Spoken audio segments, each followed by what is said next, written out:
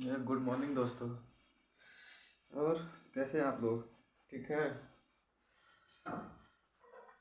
सब बढ़िया चल रहा है? जीवन में सब बढ़िया। चलिए, तो हम चर्चा करें अपने टॉपिक पे। तो अब तक हम लोग कोशिका, ठीक है, उसके बाद आगे चले तो फिर ये हड्डी, ठीक है, मांसपेशी, ये सब हो गया। डीएनए वगैरह सब हो चुका है। ठीक है, जो जो लोग इस टाइम पे ये वीडियो देख रहे हैं, ठीक ना, इसको छोड़ करके सबसे पहले पहला वीडियो देखिए, ठीक ना। पहला वीडियो देखेंगे तो आपको एक सीक्वेंस वाइज आपको याद होता रहेगा, ठीक ना। फिर उसमें याद करने की ज़रूरत नहीं पड़ेगी। सीक्वेंस वाइज जैसे कि अगर आप पहले सीढ़ी चढ़ रहे हैं, फिर दूसरे सीढ़ी, तीसरे सीढ़ी, चौथे सीढ़ी, पाँचवें सीढ़ी, ऐसे आप चढ़ेंगे तो थकेंगे नहीं और आसानी से छत पे पहुंच जाएंगे। लेकिन अगर कह दिया जाए कि 10 सीढ़ी एक बार कूद जाओ तो शायद हाथ पाँव भी टूट जाए, मुंह भी फोड़ लोगे, ठीक ना। तो ये धीरे धीरे धीरे धीरे एक एक सीढ़ी चढ़ते जा रहा है, ठीक ना। तो आप लोग कूद कूद कर ऐसे पढ़ोगे तो फिर कुछ मज़ा नहीं आएगा, ठीक ना। एक सीक्वेंस वाइज पढ़ो और एक दूसरे को रिलेट करके पढ़ो, फिर देखो कितना मज़ा आएगा, ठीक ना। बहुत मज़ा आएगा। बायोलॉजी में कुछ छोड़ नहीं रहे हैं, ठीक ना। आप इससे चाहे तो आप एलपी की तैयारी कर रहे हैं, ग्रुप डी की तैयारी कर रहे हैं, एनटीपीसी की तैयारी कर रहे हैं, ठीक ना, रेलवे की कोई भी तैयारी कर रहे हैं, अगर बायोलॉजी से बहुत ज़्यादा क्वेश्चन आता है जान लो तो आपका क्वेश्चन यहाँ से बन जाएगा, कोई दिक्कत नहीं होगा। उसके साथ साथ ICAR की तैयारी कर रहे हैं, ठीक ना, या स्टेट गवर्नमेंट का कोई तैयारी कर रहे हैं, जो स्टेट वैकेंसी आता है उसके लिए कोई भी तैयारी कर रहे हैं आप, ठीक ना, तो आप यहाँ से अगर पढ़े हैं तो आपका क्वेश्चन एक भी नहीं फंसेगा, ठीक ना। इतना तो सब लेके चल रहा है, ठीक ना, ये कोई क्वेश्चन आपका फंसे ना, बायोलॉजी से हो तो, ठीक ना, बायोलॉजी से कोई क्वेश्चन नहीं फंसेगा आपका, ठीक ना। चलिए, तो कल आपको मांसपेशी पढ़ा दिए थे, मांसपेशी और अस्थि ज्वाइंट और मांसपेशी दोनों बता दिए। अब आगे चलते हैं पाचन क्रिया में। पाचन, जो हम लोग भोजन करते हैं तो भोजन करने के बाद क्या होता है, वो धीरे धीरे आमाशय में जाता है, आमाशय के बाद छोटी आंत है, छोटी आंत से बड़ी आंत में जाता है। तो आज इसी के बारे में देखा जाएगा, ठीक ना। अगर हम ये कहें कि पाचन की शुरुआत कहाँ से होती है, पाचन की शुरुआत कहाँ से होती है, तो आप कहोगे कहाँ से, मुंह से होती है। कहाँ से होती है? मुंह से होगा। उसके बाद छोटी आमाशय में, आमाशय के बाद छोटी आंत, उसके बाद बड़ी आंत, ठीक है। अगर हम ये कहें कि आपका दांत पाचन का काम करता है कि नहीं करता है, तो क्या बताएंगे आप? करता है कि नहीं करता है? तो करता है, ठीक ना, पाचन का काम करता है। तो वो उसमें शामिल होता है, ठीक ना। पाचन में ये सहायक होता है, मिलता है। जैसे कि भोजन हम करते हैं तो ऐसा थोड़ी ना है कि भोजन अब रोटी तोड़े और मुंह में डाले और पूरा तुरंत नीचे निगल लिए, ऐसा तो होता नहीं है। उसको क्या करते हैं, हम छोटे छोटे टुकड़ों में काटते हैं, दांत से ही काट रहे हैं कि कोई गड़ासा लेकर चलाते हैं उसमें, नहीं ना, दांत से ही काटते हैं। दांत से ही उसको छोटे छोटे छोटे टुकड़ों में काट करके उसमें एंजाइम, अरे ये लार, ठीक ना, लार होती है। और उसके साथ साथ जो इसमें म्यूलिन वगैरह होता है सब मिलाते हैं, मिला उला करके उसके बाद तब क्या करते हैं, निगलते हैं उसको, ठीक ना। मुंह से ही शुरू हो जाता है पाचन। जैसे मंड का पाचन कहाँ से होता है, स्टार्च पाचन कहाँ से होता है, तो मुंह से ही शुरू हो जाता है। फिर आमाशय, छोटी आंत, बड़ी आंत, ठीक ना। तो दांत आपके पाचन का हिस्सा है, लेकिन जीभ आपका पाचन का हिस्सा है कि नहीं है? तो नहीं है। जीभ क्या है, सेंस ऑर्गन है, वो पाचन करने में कोई सहायता नहीं करता है, ठीक ना। जब आप कुछ खाते हो, पीते हो, ठीक ना, तो क्या करते हो, मान लो कुछ कुचते हो आप, भोजन को काटते हो, कुदरते हो, तो आपके दांत कुदरते हैं, लेकिन भोजन में जो नमक, तीखापन, खट्टा, मीठा, इन सब का स्वाद कौन बताता है? तो वो जीभ बताता है, ठीक ना। कौन बताएगा? जीभ बताता है। तो जीभ क्या है? ये सेंस ऑर्गन है, ठीक ना कि पाचन करता है। ये भोजन में सेंस करता है कि आपने भोजन में क्या खाया है, ठीक ना। कहीं बासी भोजन तो नहीं कर लिया। इस सब का पहचान कौन कराता है? तो जीभ कराता है, ठीक ना। आप कहोगे कि हाँ सर बासी भोजन आएगा तो सूंघ के भी तो पता चल जाएगा, लेकिन भैया सूंघोगे तो बाद में ना। इतना ज़्यादा मान लो एक दिन का बासी रहेगा तो तुरंत बदबू करेगा? नहीं करेगा। लेकिन आप जीभ पे डालोगे तो क्या, सूखी रोटी खाओ पता चलेगा? नहीं। लेकिन जीभ पे जैसे डालोगे उसका स्वाद वैसे ही तुरंत पता चल जाएगा कि नहीं नहीं ये बासी है, ठीक ना। समझ गए? तो अब आगे बढ़े, दांत से ही शुरू करते हैं। अच्छा, अब कुछ लोग के दिमाग में ये आता होगा, जैसे हम जब पढ़ा रहे थे स्कूल में, तो वहाँ पे हम कहा है कि दांत क्या करता है? भोजन को छोटे छोटे टुकड़ों में काटता है, और भोजन को काटने का क्रिया कौन करता है? दांत करता है। इसलिए दांत पाचन में हिस्सेदार है। तो बच्चे सब कहे कि सर भोजन को तोड़ने का काम तो हाथ भी तो करता है, तो क्या हाथ भी पाचन का हिस्सा है? तो ऐसा नहीं है, ठीक ना। भोजन को तोड़ने का काम तो करता है। जैसे रोटी है, रोटी को तोड़ने का काम हाथ तो करता है, तोड़ करके मुंह के साइज का बनाता है, ठीक ना। तोड़ करके क्या करता है? मुंह के साइज का बनाता है। ऐसा नहीं है कि अब हाथ से तोड़ रहा है तो हाथ भी पाचन का काम करता है, नहीं, ऐसा नहीं होता है, ठीक ना। ये क्या करता है? जैसे आप खड़ा रोटी है, खड़ा रोटी नहीं ना आप तो मुंह में डाल दोगे हैं? कैसे कुचोगे आप? नहीं खा पाओगे। तो उसको मुंह के साइज का बनाने के लिए हाथ का प्रयोग करते हैं। डायरेक्ट दांत से काटेंगे नहीं कि प्लेट में रोटी रखा है, दांत से इसे काट लिए, मुंह के साइज का बना लिए, उसके बाद खा लिए, ऐसा नहीं कर पाएंगे। तो उसके लिए क्या करते हैं? हाथ से उसको तोड़ लेते हैं। तो मुंह के साइज का बनाते हैं, ना कि इसका पाचन करते हैं, मतलब इसको कुदरतने का काम करते हैं, ठीक है। दांत क्या करता है कि भोजन को काटने का, चीरने का, फाड़ने का और उसको कूचने का काम करता है।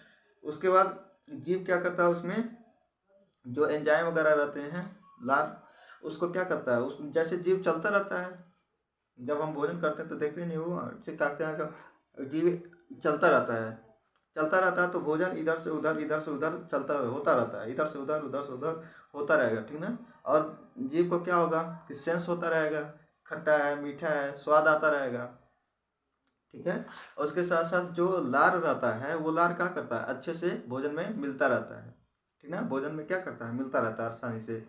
उसके बाद उसमें मिल जाता है तो फिर हम निगल लेते हैं। समझ गए? हमें लग रहा है कि आप समझ गए होंगे, तो आगे बढ़ते हैं, ठीक ना। तो सबसे पहले मुंह से पाचन होता है, तो पहले मुंह को ही देखा जाए, ठीक ना। मुंह में पाचन कौन करता है? शुरुआत कौन करता है? तो शुरुआत दांत करता है। शुरुआत कौन करता है? दांत करता है। तो पहले हम दांत को ही देखें, क्यों? पहले इसी को देखें, दांत को ही। चलिए दांत बना रहे हैं, ठीक ना,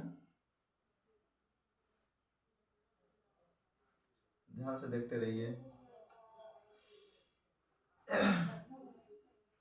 ठीक है। दांत देकर कोई ये ना कह दे कि सर ये तो मेरे दांत से मैच कर दिया, ठीक ना।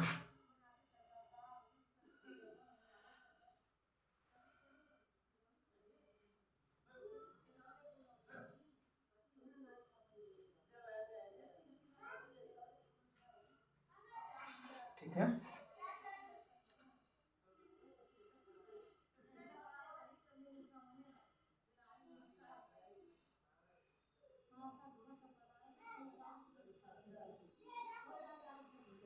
एक तरफ चौड़ा एक तरफ पतला हो गया, चलिए कोई बात नहीं, ठीक ना। ये भाग क्या कहलाएगा? ये भाग कहलाता है इंसीजर। क्या कहलाता है? इंसीजर। ये भाग क्या कहलाएगा? तो इंसीजर कहलाता है,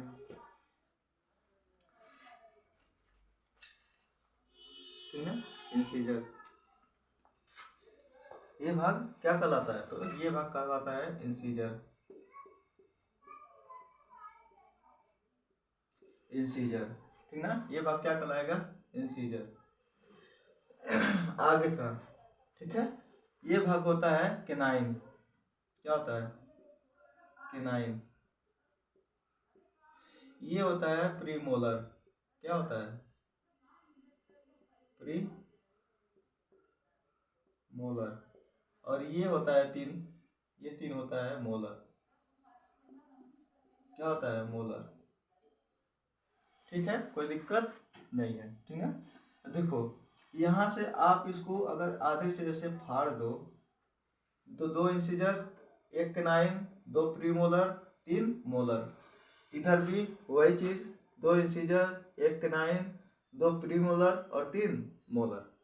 कोई समस्या है? तो आप एक साइड का अगर जान जाओगे तो इधर की भी जान जाओगे, और जैसा दांत आपके ऊपर का होता है वैसे दांत नीचे का होता है, तो इसमें कोई समस्या नहीं है। अगर केनाइन ऊपर 2 है तो नीचे भी केनाइन 2 होगा। केनाइन भाई जिस पे लड़ेगा, टकराएगा, क्या होगा? वो केनाइन ही होगा। सेम साइज का होता है, सेम टाइप का होता है, ठीक ना। तो दांत आगे का इंसीजर, इंसीजर का काम क्या होता है? ये दांत जो होता है इंसीजर, इंसीजर का काम क्या होता है? तो आप जब कोई सेब खाते हो, सेब काटते हो, जैसे मान लो ये सेब हुआ, सेब है, तो कोई कोई इस टाइप का इधरिया से काट लेगा। क्या करेगा? काट लेगा। ये काट लेता है,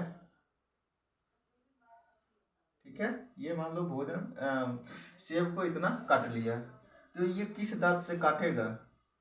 किस दांत से काटेगा? तो इंसीजर। किस दांत से काटेगा? इंसीजर, सामने वाला दांत। इंसीजर का मतलब ये है कि आप सामने का, ये है ना यहाँ के, ये सामने का 4 दांत पकड़ो अपने हाथ से, देखो, ठीक है ना। ये 4 दांत जो पकड़ोगे क्या है? क्या है? इंसीजर है। जो सामने का जो 4 दांत है ना, उसको जब आप पकड़ोगे तो क्या है?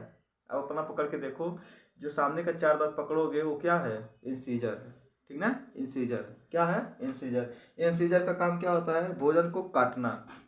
भोजन को काटने का काम कौन करता है? इंसीजर करता है। कोई दिक्कत नहीं है, ठीक ना। आप घबराओ नहीं, सब बताएंगे। दांत में जो होता है सब बताएंगे, घबराओ नहीं। क्या होता है? इंसीजर क्या करता है कि भोजन को काटने का काम करता है। जैसे सेब हुआ, काट लिए।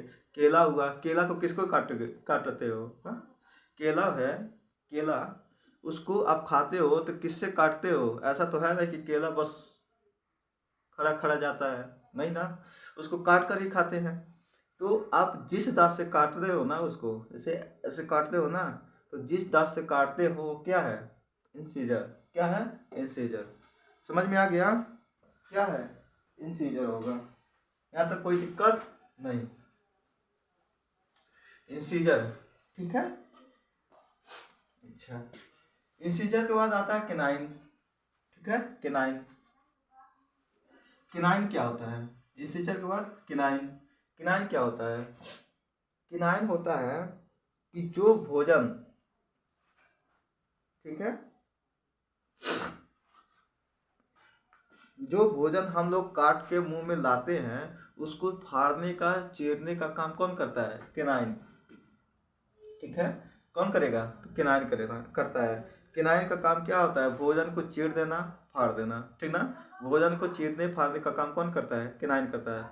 अच्छा, आप लोग मूवी देखे होंगे, कोई भी मूवी देखते हैं तो जो उसमें हॉरर मूवी, तो उसमें जो शैतान होता है या चुड़ैल होती है, चुड़ैल, ठीक ना, तो वो जब लोगों को डराती है तो मुंह को खोलती है।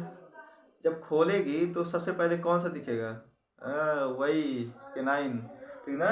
जिस दांत से वो डराती है, लंबा लंबा दिखता है साइड में, कौन सा दांत है? केनाइन।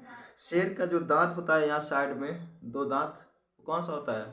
केनाइन होता है। कौन सा दांत होता है? केनाइन होता है, ठीक है।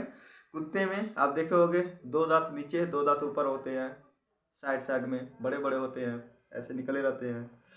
कौन सा दांत होता है? तो केनाइन होता है। कौन सा दांत? केनाइन होता है, ठीक ना। कौन सा दांत होगा? केनाइन होता है। इसको कहा जाएगा प्रीमोलर। क्या होता है ये? प्रीमोलर होता है। क्या होता है? प्रीमोलर होता है, ठीक ना। कौन सा दांत होता है ये? प्रीमोलर। प्रीमोलर बच्चों में नहीं पाया जाता है, प्रीमोलर दांत बच्चों में नहीं पाया जाता है। ठीक है, प्रीमोलर दांत क्या होगा, ये बच्चों में पाया जाएगा तो बच्चों में नहीं पाया जाता है। ये किनाइन क्या करता है, तो भोजन को चीरने का काम करता है। ठीक है, चीरने फाड़ने,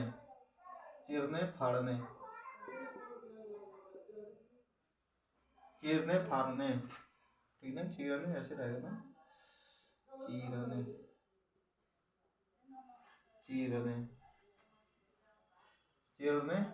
फाड़ने का काम कौन करेगा, किनाइन। इंसीजर क्या करता है, भोजन को काटने का काम करता है, ठीक है, भोजन को काटने का काम कौन करता है, इंसीजर। जैसे जब छोटे छोटे बच्चे होते हैं तो जब झगड़ा वगड़ा करते हैं तो नहीं होता है कि छोटा बच्चा झगड़ा तो कर लिया, पड़ गया कमजोर सामने वाला से, तो नहीं जीतता है, पिटा जाता है। जब पिटा जाएगा तो गुस्सा आ जाएगा एकदम, अब गुस्सा करके क्या करेगा, सामने वाला का हाथ पकड़ेगा अथवा काट लेगा। नहीं काटे हो आप लोग भी, काटे होगे झूठे। क्या करते हैं सब, हाथ पकड़ के अथवा काट लेते हैं। जब काट लेंगे तो किस दांत से काटेंगे, इंसीजर। किस दांत से काटेंगे, इंसीजर से। अच्छा, केनाइन से अगर काट ले तो देखते हो, केनाइन से अगर काटेगा ना तो पूरा चमड़िया फड़िया फाड़ देगा। केनाइन बहुत मजबूत दांत है, ठीक ना, क्या करता है वो फाड़ देगा तुरंत। अगर इस साइड से कोई फाड़ दे काट लेगा तो क्या होगा, चमड़िए मांस और सब निकल जाएगा, फट जाएगा, ठीक ना। केनाइन से कोई नहीं काटता है, किससे काटता है, तो इंसीजर से काटता है, ठीक ना। प्रीमोलर बच्चों में नहीं पाए जाते हैं। प्रीमोलर क्या होता है, बच्चों में नहीं पाया जाता है। और मोलर बच्चों में पाया जाता है, ठीक ना। एक दांत बच्चों में पाया जाएगा, फिर जब वो बड़ा होगा, बाल्यावस्था में होगा, तो दूसरा दांत आ जाता है, और तीसरा दांत वो 23-24 साल के 25 साल के आसपास निकलता है, ये तीसरा दांत, ठीक ना। तीसरा दांत ये एक इधर एक इधर, एक नीचे इधर, ठीक ना। 4 दांत निकलने में कम से कम 8 साल लग जाता है, ठीक ना। मान लो 14-15 साल में ये 2 दांत आ जाते हैं, 14-15 साल की उम्र में ये दांत आ जाते हैं। उसके बाद ये और ये, यानी मोलर के 2 दांत ऊपर और मोलर के 2 दांत नीचे, वो 4 दांत निकलने में, एक दांत निकलने में कम से कम 2 साल लग जाता है। कारण क्या होता है कि जो हम लोग का मसूड़ा होता है वो टाइट हो चुका रहता है, 15 साल 16 साल में बहुत ज़्यादा टाइट होता है, तो दांत उसको धीरे धीरे चीरते मसूड़े को तब निकलता है। दांत उसको क्या करेगा, मसूड़े को पहले चीरेगा, चीर करके निकलता है। जब बच्चे रहते हैं तो दांत मसूड़ा क्या होता है, नरम होता है, मुलायम होता है, तो आसानी से चीर के निकल जाता है दांत, ठीक ना। लेकिन जब टाइट हो जाएगा तब नहीं निकल पाता है। तो इससे, और उस टाइम पे जब निकलेगा ना तो इतना दर्द होता है, इस साइड जिस साइड निकलेगा उस साइड तो कुछ खा ही नहीं जाता है, और ये किसी काम का भी नहीं होता है ये बहुत परेशान करता है, ठीक ना, और किसी काम का भी नहीं होता है। कोई देखे हो, कोई भोजन कर रहा हो और यहाँ से पूछता हो, यहाँ से ऐसे नहीं पूछता है, इधर से नहीं पूछता है। आपका ज़्यादा काम क्या होता है, ये प्रीमोलर और मोलर के 1-2 दांत काम कर देते हैं, मोलर के 1-2 दांत और प्रीमोलर के 2 दांत, उसके बाद इंसीजर और केनाइन, यही सब मिलकर भोजन को क्या करते हैं, काट देते हैं। यहाँ तक तो भोजन पहुँचता भी नहीं है, लास्ट दांत तक, ठीक है, वहाँ तक ये ज़्यादा कुछ काम भी नहीं करता है, ठीक ना, बस वो, ठीक ना, बस ऐसे ही रहता है। ठीक, यहाँ तक समझ में आया। अच्छा, जो हाथी का होता है दांत, आप कमेंट बॉक्स में बताना, ठीक है, आप कमेंट बॉक्स में बताना कि जो हाथी के दांत जो सूर के पास निकले रहते हैं ऐसे, वो कौन से दांत है, इंसीजर है कि केनाइन है। आपके लिए ये होमवर्क है, आप ढूंढ करके कमेंट बॉक्स में पिन करना है आपको, ठीक ना। ये आपके लिए क्या है, पहला क्वेश्चन है। अब तक जो पढ़ा रहे थे अभी तक कोई क्वेश्चन नहीं दिए थे, ये पहला क्वेश्चन है आपके लिए। आप देखते हैं कौन कौन देते हैं आप लोग, ठीक ना। अब जो क्वेश्चन का आंसर देगा तो पता चलेगा कि वो पढ़ रहा है, नहीं देगा तो भाई कोई बात नहीं है, इसका मतलब कि वो हल्के में ले रहा है, अच्छा नहीं पढ़ रहा है, ठीक ना। तो समझ में आ गया ना, आपको बताना है वो कि इंसीजर का दांत होता है या किनाइन दांत होता है, ठीक ना। प्रीमोलर आप समझ गए, मोलर समझ गए। मोलर से क्या होता है, भोजन को चबाने का काम करते हैं। प्रीमोलर और मोलर क्या करता है, भोजन को चबाने का काम करता है। भोजन को चबाने का कौन करता है, तो प्रीमोलर और मोलर करता है।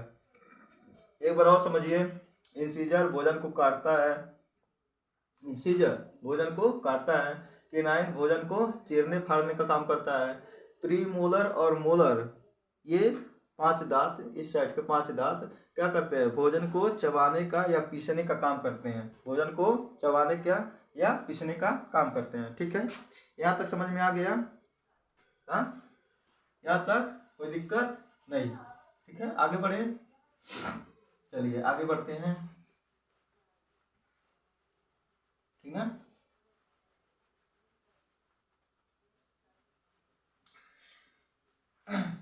चलिए बताइए, दांतों का अध्ययन क्या कहलाता है, दांतों का अध्ययन क्या कहलाता है, तो कहलाता है ओडोंटोलॉजी। ओडोंटोलॉजी, ओडोंटोलॉजी दांतों का अध्ययन, ये अध्ययन क्या कहलाता है, दांतों का अध्ययन क्या कहलाता है, ओडोंटोलॉजी, ठीक है।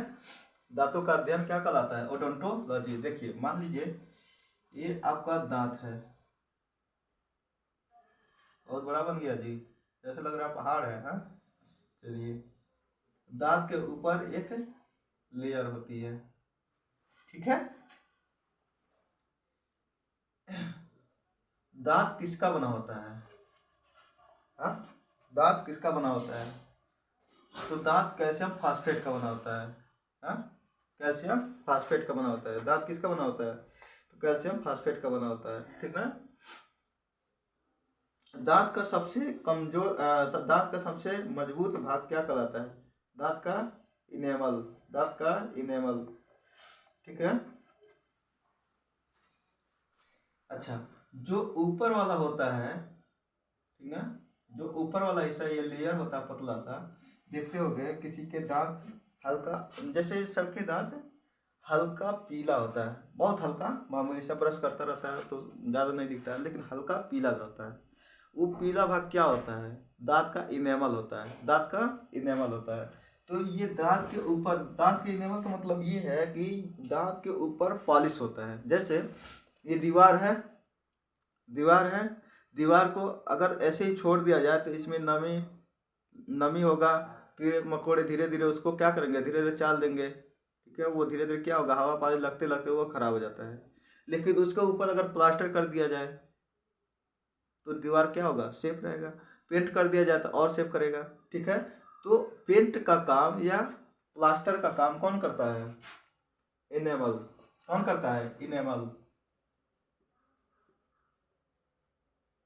इनेमल क्या करता है, दांत को सुरक्षा देने का काम करता है, दांत इनेमल,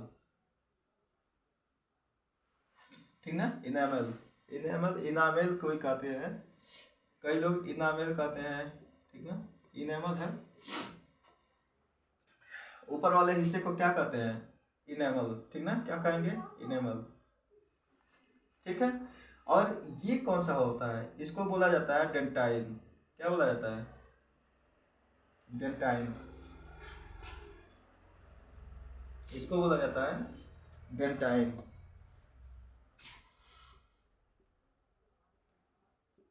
डेंटाइन, ठीक है, समझ गए। जो ऊपर वाला लेयर होता है जिसको इनेमल बोला जाता है वो क्या है, ऊपर वाला हिस्सा है, और उसके नीचे वाला हिस्सा डेंटाइन है, ठीक ना। ये किसका बना होता है, ये कैल्शियम फास्फेट का बना होता है, किसका बना होता है, तो कैल्शियम फास्फेट का बना होता है, किसका बना होगा, कैल्शियम फास्फेट का बना होता है, ठीक है। कैल्शियम फास्फेट का बना होता है। और ये किसका बना होता है, कैल्शियम एपिटाइड का, किसका बना होता है, कैल्शियम एपिटाइड, कैल्शियम एपिटाइड का क्या बना होता है, दांत का इनेमल बना होता है, ठीक ना। इनेमल को ही दांत का सबसे या शरीर का सबसे मजबूत हिस्सा किसको बोला जाता है? दांत का सबसे मजबूत हिस्सा दांत का इनेमल होता है। सबसे मजबूत हिस्सा, सबसे मजबूत, ठीक ना, सबसे मजबूत, सबसे मजबूत क्या होता है? दांत का इनेमल होता है। सबसे मजबूत दांत का इनेमल होता है, ठीक ना। ये दांत को सुरक्षा देता है। दांत को क्या करता है? सुरक्षा देता है। अगर ये इनेमल हट जाए तो इसमें कोई मजबूती नहीं होती है, तो खुट खुट टूट जाता है, ठीक ना। जैसे, ठीक है, दांत के इनेमल सबसे मजबूत भाग कौन होता है? दांत का इनेमल। ये किसको सुरक्षा देता है? तो कैल्शियम फास्फेट या डेंटाइन को सुरक्षा देता है, ठीक ना। किसको सुरक्षा देगा? डेंटाइन का। इनेमल किसका बना होता है? कैल्शियम एपिटाइट का बना होता है। डेंटाइन किसका? कैल्शियम फास्फेट का बना होता है, ठीक ना। कैल्शियम फास्फेट का ही मजबूत रूप कैल्शियम एपिटाइट कहलाता है, ठीक ना। ऐसा मत सोचना कि ये कुछ और हो कुछ और, ठीक ना, ऐसा कुछ नहीं होता है। कैल्शियम फास्फेट का ही मजबूत भाग क्या होता है? कैल्शियम एपिटाइट कहलाता है, ठीक है। कैल्शियम एपिटाइट कहलाता है। यहाँ तक कोई समस्या नहीं ना? आगे बढ़े। कैल्शियम एपिटाइट, डेंटाइन, समझ गए आप? अच्छा, जब किसी के दांत में गड्ढा हो जाता है, किसी के दांत में सड़न होता है, तो क्या होता है कि ये जो इनेमल होता है ना, दांत का इनेमल होता है, ये दांत का इनेमल हटने लगता है। जैसे मान लो किसी का दांत है, ठीक है, ऐसे, और ये इनेमल धीरे धीरे ऊपर लेयर बनाया है, ठीक है। तो जब ये इनेमल ऊपर से हटता है, ठीक है, तो ये हट जाएगा, यहाँ से ऐसे हो जाएगा, ठीक ना। ये हट गया, मान लो ये दांत का इनेमल क्या हो गया? हट गया। जब दांत का इनेमल हट गया तो क्या बचा? डेंटाइन। क्या बचा? ये डेंटाइन बचा। क्या बचा? डेंटाइन बचा। डेंटाइन मजबूत भाग नहीं है, ये मजबूत नहीं है। तो हम लोग भोजन वगैरह करते हैं, या फिर जो भोजन के साथ साथ जो जीवाणु वगैरह रहते हैं वो क्या करते हैं? इस पे चिपक जाते हैं, इस पे चिपक जाते हैं। जब चिपक जाएंगे तो जो कार्बोहाइड्रेट होता है वो कीटाणुओं को बहुत अच्छा लगता है। कीटाणु कार्बोहाइड्रेट खाते हैं और अपना वेस्ट क्या करते हैं? यहाँ पे छोड़ते जाते हैं, ठीक ना। ये पालिश का काम करता है, समझ गए ना। ये पालिश का काम करता है। कीटाणु इस पे चिपक नहीं पाते हैं, कीटाणु इस पे चिपक नहीं पाते हैं, ठीक ना, समझ गए। लेकिन जब ये पॉलिश हट जाता है तो क्या होता है कि इस भाग पर, ठीक है, किस पे? डेंटाइन वाले भाग पर, कैल्शियम फास्फेट पर कीटाणु आसानी से चिपकने लगते हैं। कीटाणु चिपकेंगे, ठीक है, कीटाणु क्या करेंगे? इस पे आसानी से चिपक जाएंगे और अपना वेस्ट इसी पे छोड़ना शुरू कर देते हैं, और धीरे धीरे ये सड़ना शुरू होता है। धीरे धीरे सड़ना शुरू होते होते ऐसे गड्ढा हो जाता है, ठीक ना। सड़ना शुरू होते होते क्या होता है? गड्ढा हो जाता है। इसीलिए क्या करना चाहिए? ब्रश अच्छे से करना चाहिए, ठीक ना। जब गड्ढा हो जाएगा तो कहेंगे सब कि हमको तो खोड़िला हो गया, ठीक ना। इसको गांव में कहते हैं सब कि खोड़िला हो गया, ठीक ना। अच्छा, जो इनेमल था, ये इनेमल ये हटा कैसे? इनेमल जो होता है वो हटा कैसे? तो दांत का इनेमल कैसे हटता है? तो फ्लोरीन गैस के कारण दांत का इनेमल का क्षरण होता है। किसका? Fluorine gas. फ्लोरीन गैस के कारण क्या होता है? इनेमल का क्षरण होता है। इनेमल का क्या होता है? क्षरण होता है। यानी अगर फ्लोरीन गैस लगेगा मुंह पे तो क्या होगा? ये इनेमल हट जाता है। फ्लोरीन गैस के कारण इनेमल क्या होता है? हट जाता है, या इनेमल की हानि होती है, ठीक ना। जब इनेमल हटेगा तो डेंटाइन बचेगा, और डेंटाइन में कोई मजबूती नहीं होती है, ये कीटाणु को रोक नहीं पाता है, ठीक ना। तो क्या होता है? धीरे धीरे यही टूटने लगता है, खदर जाता है, टूट जाएगा, गड्ढा हो जाएगा, इसमें सड़न हो जाएगा, और सड़न हो जाता है तो क्या होता है? क्या होता है? फिर खोखला हो जाएगा, ठीक ना। दांतों को नुकसान कौन पहुंचाता है? तो फ्लोरीन गैस पहुंचाता है, ठीक ना। फ्लोरीन गैस पहुंचा देता है, कोई दिक्कत नहीं ना। चलिए, फ्लोरीन गैस पहुंचा देता है, ठीक ना।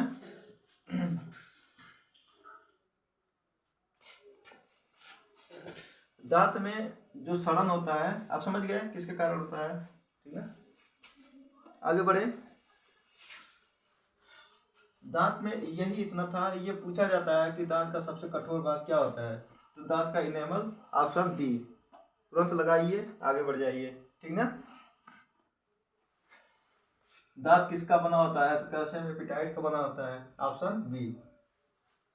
ऑप्शन बी और सी में दो ही मिलता है, ठीक ना।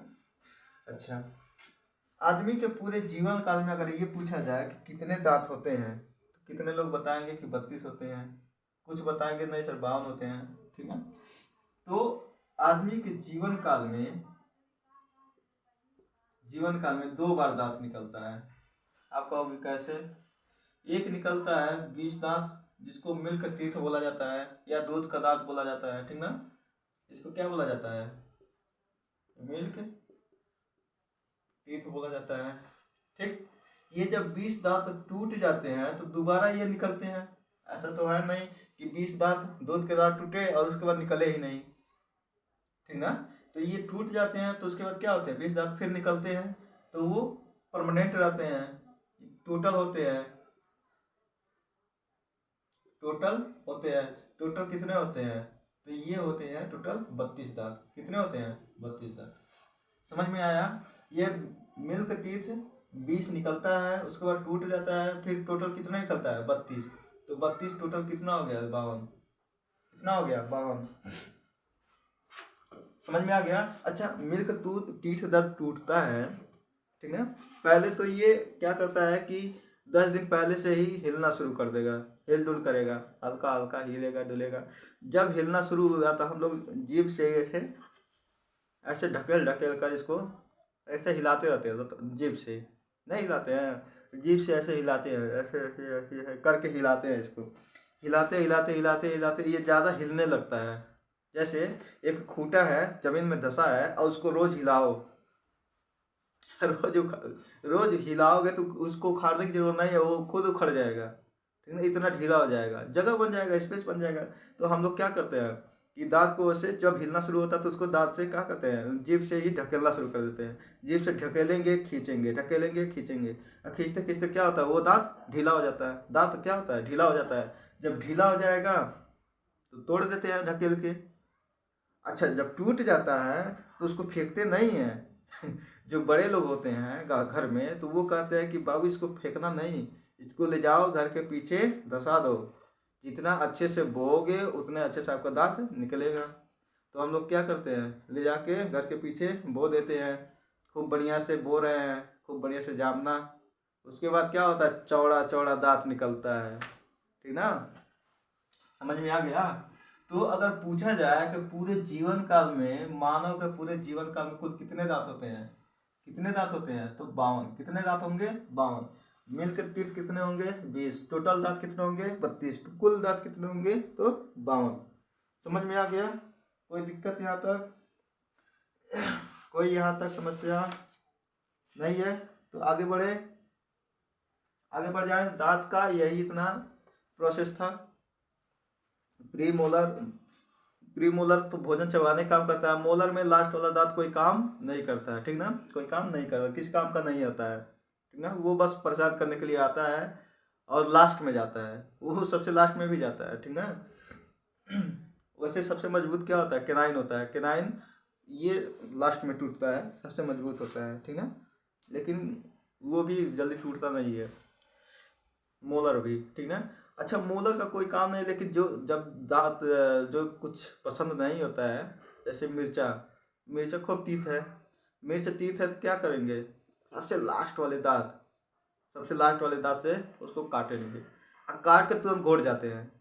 जिसको मिर्चा पसंद नहीं होता है, बहुत तीखा मिर्चा है, अब चैलेंज लग गया, चैलेंज हो गया, तो अब पीछे कैसे घूमे, पीछे घूमेंगे तो बेइज्जती होगा।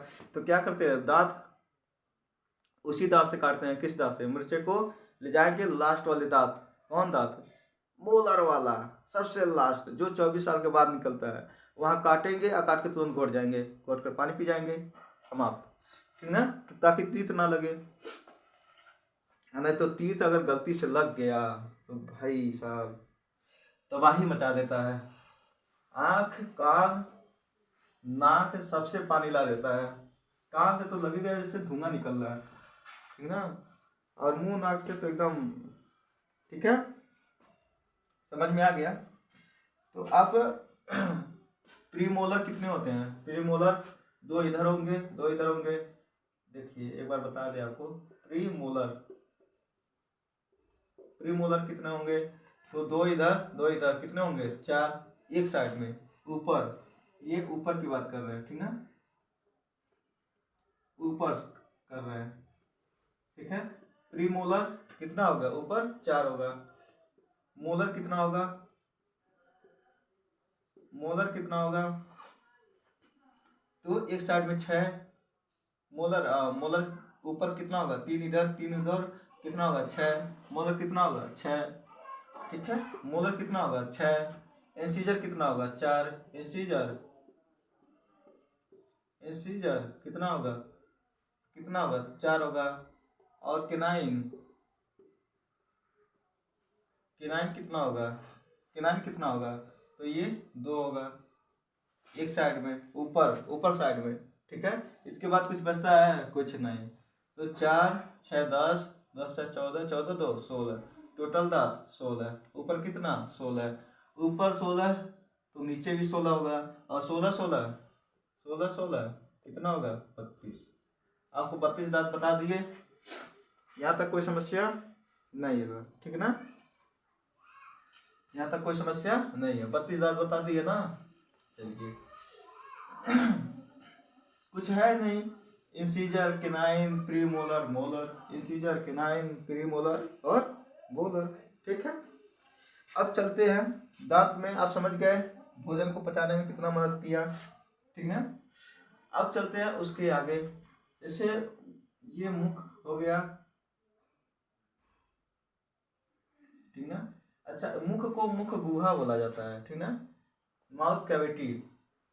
जहाँ पे खाली स्थान होता है उसको क्या बोलते हैं? गुहा या कैविटी बोलते हैं, ठीक ना। खाली स्थान को क्या कहेंगे? शरीर के अंदर जहाँ भी खाली स्थान रहता है उसको कैविटी या गुहा बोला जाता है। जैसे मुख में खाली स्थान है, भोजन तभी तो डालते हैं, खाली नहीं रहता तो कैसे डालते हैं? तो मुंह में क्या है? खाली स्थान है, तो इसको क्या बोलते हैं? कैविटी बोलते हैं या गुहा बोलते हैं, ठीक ना। ये क्या है? ये ग्रास नली होता है। ग्रास नली क्या है? ग्रास नली। ग्रास नली में पाचन होता है? पाचन नहीं होता है, ग्रास नली में पाचन नहीं होता है। मुंह में पाचन होता है, ये ग्रास नली है, ठीक है, ग्रास नली है। उसके बाद क्या आएगा? उसके बाद अमाशय आता है। उसके बाद क्या आएगा? अमाशय। क्या आएगा? अमाशय। अमाशय के बाद छोटी आंत। क्या आएगा? छोटी आंत, ठीक है। छोटी आंत, छोटी आंत के बाद ये बड़ी आंत। छोटी आंत के बाद बड़ी आंत,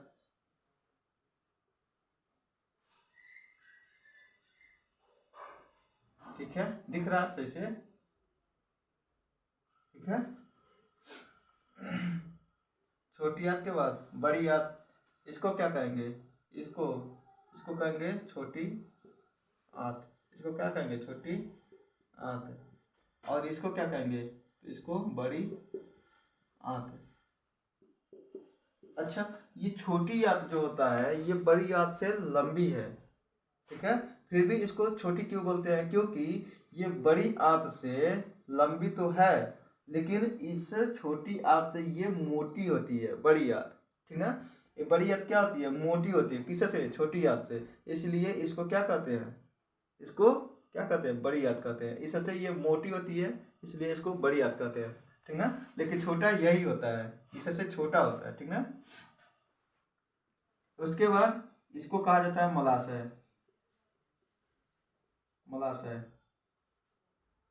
इसको कहेंगे मलाशय, और इसको कहेंगे गूदा। इसको क्या कहेंगे? गूदा। मलाशय, गूदा, ठीक है। समझ में आ गया? ग्रास नली, अमाशय, ग्रासनली, अमाशय, बड़ी आंत, छोटी आंत, मलाशय, गुदा। ठीक है, याद कर लेना, ग्रासनली, अमाशय, बड़ी आंत, ग्रासनली, अमाशय, छोटी आंत, बड़ी आंत, मलाशय, गुदा। समझ में आ गया? अच्छा, जो डायरिया और टाइफाइड में शरीर के कौन सा हिस्सा प्रभावित होता है? कौन सा हिस्सा प्रभावित होगा? तो बड़ी आंत।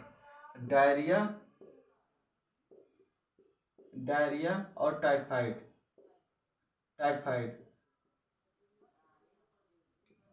टाइफी। ठीक है, टाइफाइड क्या है?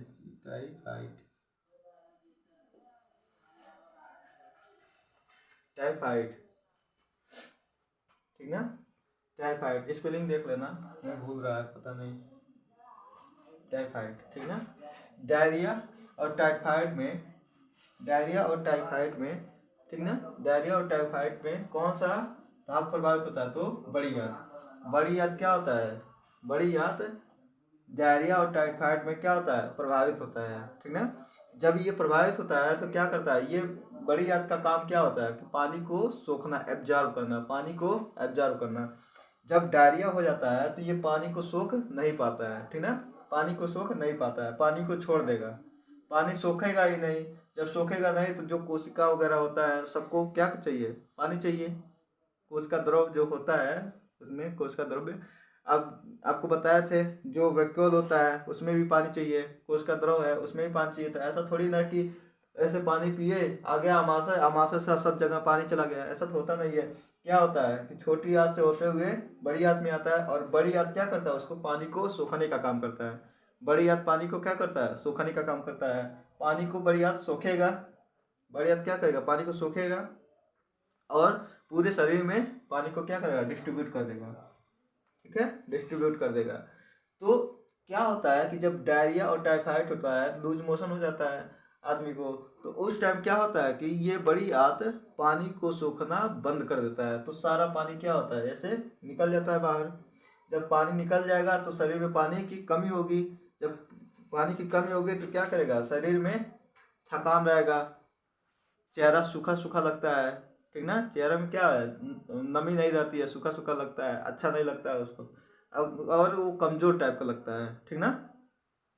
क्योंकि किसी भी कोशिका में क्या होता है, जब उसमें शरीर में लगभग 60% क्या होता है? पानी भी होता है। 60% क्या होता है? पानी होता है। और कोशिका में जो जीव द्रव्य होते हैं उसमें क्या होता है? 90% पानी होता है। 90% पानी में अगर 1 भी % की कमी हो 1 भी 2 भी % की कमी होगी, 1-2% की, तो क्या होगा? तुरंत प्यास लग जाता है। तो उस टाइम पे क्या होता है कि पानी तो सोखता ही नहीं है, तो पानी की लगातार कमी होती है, पानी की क्या होती है? हानि होती है। उस टाइम पे पेशेंट को क्या करना चाहिए? ग्लूकोज, चीनी, नमक, ठीक ना, ये सब घोल करके हल्का नींबू, चीनी, नमक, नींबू घोल घोल करके पानी में पिलाते रहना चाहिए थोड़ी थोड़ी देर पे, ठीक ना? ताकि इसके शरीर का जो पानी निकल रहा है, शरीर का नहीं, जो पानी वो पिया है वही सब निकलता है, ठीक ना? तो जो पानी उसको कमी हो रही है तो ग्लूकोज पिएगा तो धीरे धीरे क्या होगा? उसको ठीक ना, पानी की कमी को कम करेगा, पानी की कमी नहीं होने देगा, ठीक ना? तो उसको ग्लूकोज वगैरह देते रहना चाहिए, ठीक है? तो पाचन क्रिया आप समझ रहे हैं ना? अब धीरे धीरे पाचन क्रिया से, इसमें ग्रास नली में पाचन होता है? नहीं होता है। इसमें होता है अमाशय में होता है। बड़ी आंत में नहीं होता है, ये पानी से सोखता है। छोटी आंत में होता है। उसके बाद अब देखा जाएगा, ठीक ना? अभी टाइम हो गया स्कूल का, ठीक है? तो अब स्कूल जाना है, ज़्यादा टाइम है नहीं, तो अब इसको यहीं पे रोकते हैं और कल फिर देखेंगे इसको पाचन, ठीक ना? इस आमाशय में क्या होता है, कितने भाग होते हैं, क्या क्या करता है, फिर छोटी आंत में क्या होता है, कैसे होता है पाचन, कैसे कैसे करता है, क्या क्या एंजाइम होता है, ठीक ना? एंजाइम क्या होता है, कैसे पचाता है, पित्त कहाँ से बनता है, कैसे आता है, ठीक ना? ये अग्नाशय जो होता है, पेंक्रियाज, ये क्या काम करता है, कैसे हार्मोन को छोड़ता है, ठीक ना? तो इस सब को देखा जाएगा कल, ठीक है? आप बने रहिए हमारे साथ और भाई आप लोग अगर हमारे साथ मिल करके पढ़ रहे हैं, ठीक है, तो आप इस बात से श्योर रहिए कि आपका कोई भी क्वेश्चन छूटेगा नहीं, ठीक ना। उम्मीद है कि कोई भी क्वेश्चन ना छूटे। आप हमारे कंटेंट को देखकर ही समझ सकते हैं कि इसमें क्या छूट रहा है क्या नहीं छूट रहा है। तो जहाँ तक ये उम्मीद है कि कुछ भी ना छूटे और क्वेश्चन, सारे क्वेश्चन बने, ठीक ना। आपका चाहे किसी भी क्षेत्र में आप तैयारी कर रहे हो, अगर यहाँ से पढ़ रहे हैं तो आपका क्वेश्चन कोई छूटना नहीं चाहिए, ठीक ना। तो हमारे यही उम्मीद है और इससे बेहतर से बेहतर कंटेंट लाने की कोशिश करेंगे, ठीक ना। हमेशा प्रोग्रेसिव रहेंगे कि हमेशा कुछ ना कुछ नया किया जाए, बेहतर किया जाए। और साथ साथ आप लोग भी थोड़ा सा सपोर्ट करते रहिए हमें, ठीक ना।